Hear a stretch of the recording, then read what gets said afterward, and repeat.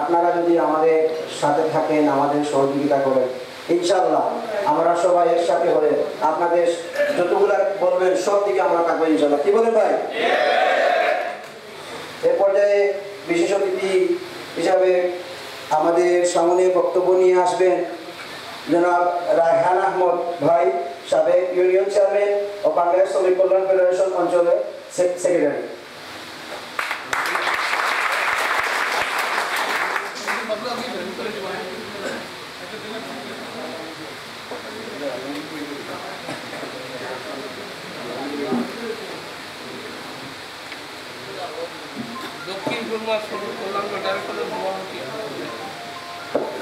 এ পর্যায়ে বক্তব্য নিয়ে আসবেন জনাব কপিল উদ্দিন আলমগীর ভাই, সভাপতি শ্রমিক কল্যাণ ফেডারেশন দক্ষিণ সুরমা থানা।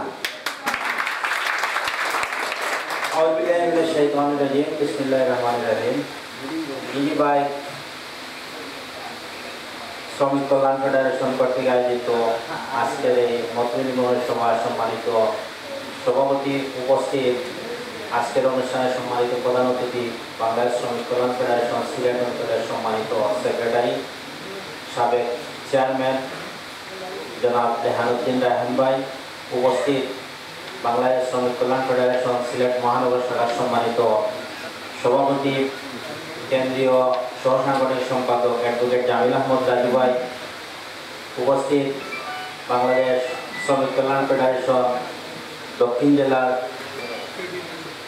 ট্রেড ইউনিয়ন সম্পাদক অ্যাডভোকেট মাজহারুল ভাই সহ আমার সামনে উপস্থিত অত্র এলাকার মুরব্বিয়ান, ইজি বাইকের মালিক, প্রিয় শ্রমিক ভাইরা, আসসালামু আলাইকুম ওয়া রাহমাতুল্লাহি ওয়া বারাকাতুহু।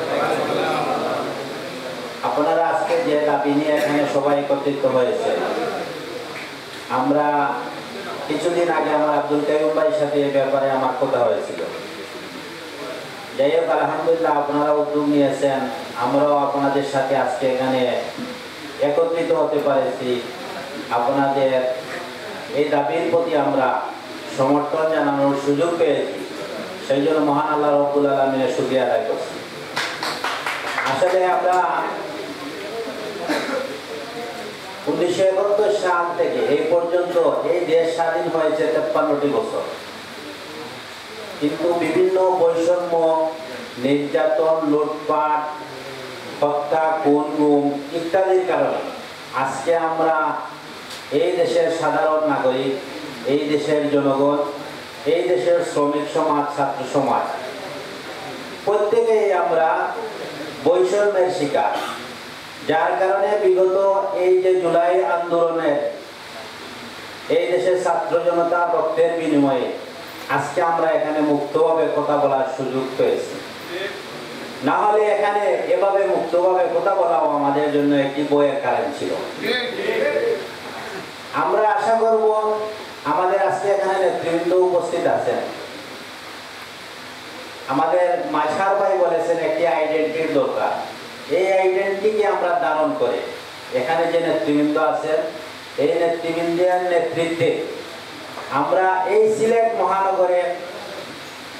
মহানগর সহ সিলেট জেলার বিভিন্ন জায়গায় আমাদের বিশেষ করে এখন যে দাবিটি উঠেছে যে আমাদের অটোরিকশা, ইজি বাইক, টমটম যেগুলো আছে এইগুলা চালানোর ব্যাপারে যে নিষেধাজ্ঞা মেট্রোপলিটন পুলিশের পক্ষ থেকে দেওয়া আছে, এগুলা আলাপ আলোচনার মাধ্যমে অবশ্যই সমাধান করার জন্য আমরা মহানগর সহ আমরা কেন্দ্রীয় নেতৃবৃন্দ এ ব্যাপারে যথাযথ উদ্যোগ গ্রহণ করবে। আমরা শ্রমিকরা সহ আমরা যারা বিভিন্ন দায়িত্বে আছি বিভিন্ন জায়গায়, আমরা নেতৃবৃন্দকে সর্বাত্মক সহযোগিতা করবো ইনশাআল্লাহ। প্রয়োজনে আমরা দুর্বার আন্দোলন করে তুলব, তবু আমাদের দাবি আদায় করে নিতে হবে।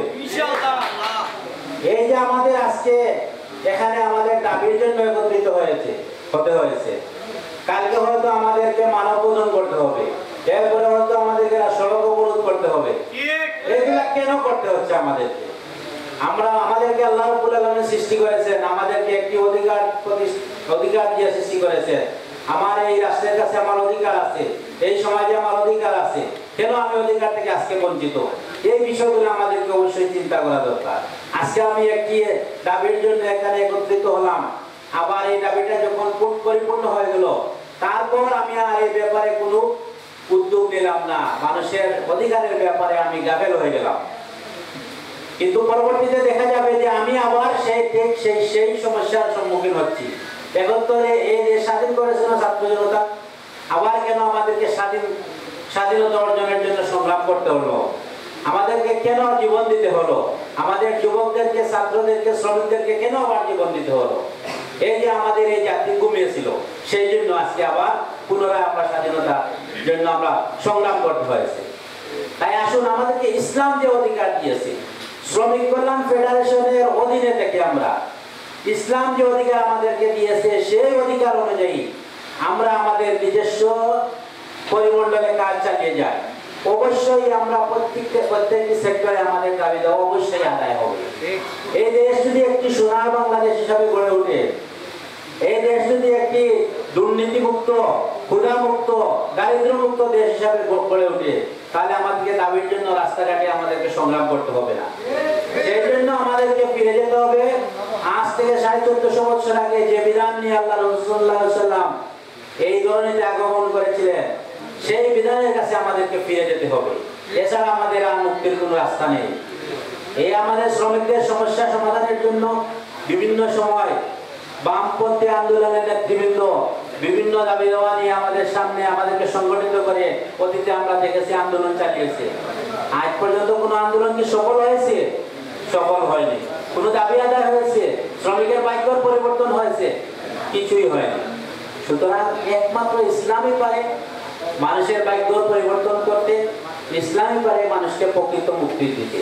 তাই আসুন, আমরা শ্রমিক কল্যাণ ফেডারেশনের আন্ডারে থেকে আমরা একটি ইসলামী শ্রমনীতি প্রতিষ্ঠার জন্য চেষ্টা চালিয়ে যাই। তাহলেই আমাদের স্থায়ী শ্রমিক সমস্যার সমাধান হবে ইনশাআল্লাহ। আমাদের নেতৃবৃন্দ আরো গুরুত্বপূর্ণ কথা রাখবেন এবং আমাদেরকে দিক নির্দেশনা দিবেন, সেই আশাবাদ ব্যক্ত করে আমি আমার কথা এখানে শেষ করছি। আসসালামু আলাইকুম।